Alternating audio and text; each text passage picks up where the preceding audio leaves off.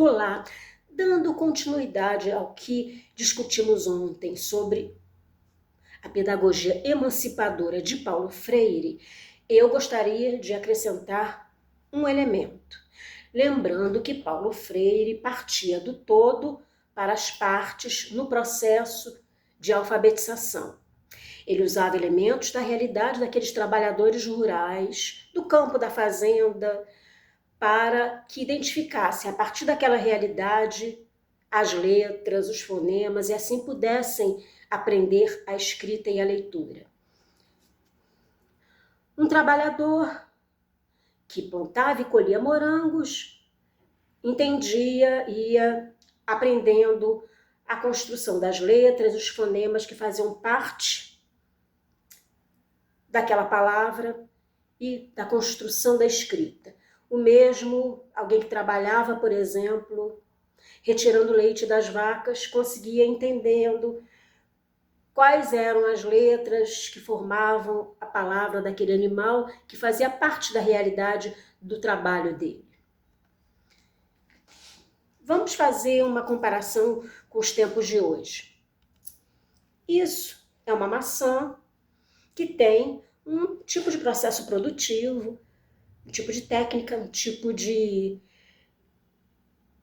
processo, de função e de valor específico desse tipo de produto. A função da maçã é nos alimentar e também saborear o seu sabor.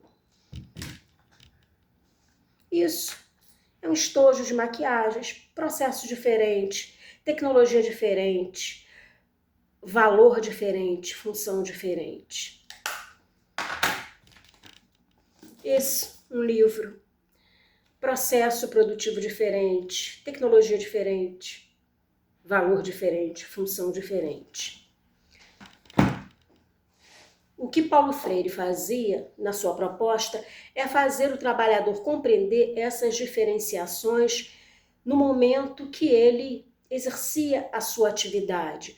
Fazia ele entender o valor do tempo, do produto e do trabalho, desde que ele saía da sua mão até chegar ao consumidor, aquela pessoa que ia consumir aquilo que ele produziu.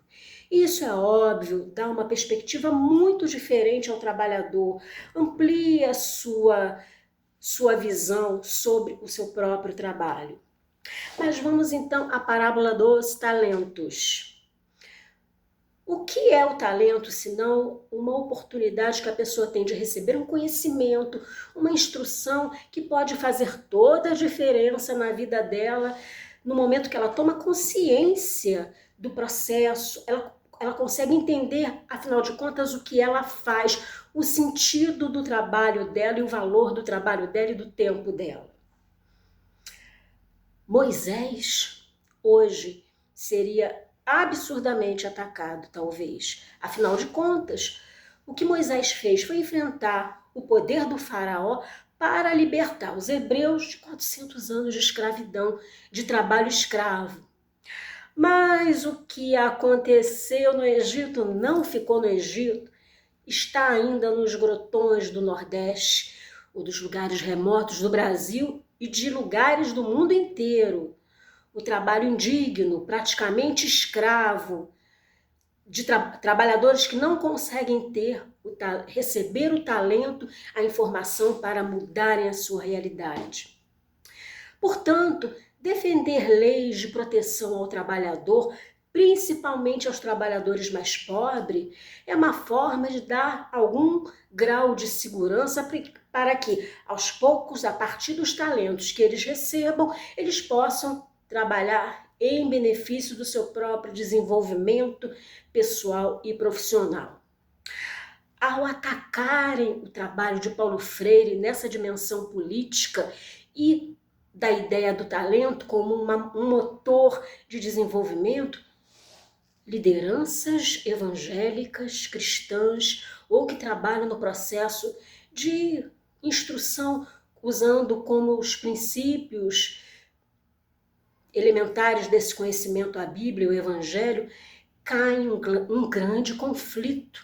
Um conflito intrínseco está dentro da própria comunidade evangélica, porque, afinal de contas, Em toda a Bíblia ou no Evangelho, o processo de abertura de consciência, de conhecimento, de inteligência, de sabedoria, coloca a pessoa humana em condições de maior atividade e consciência do valor que ela tem no mundo.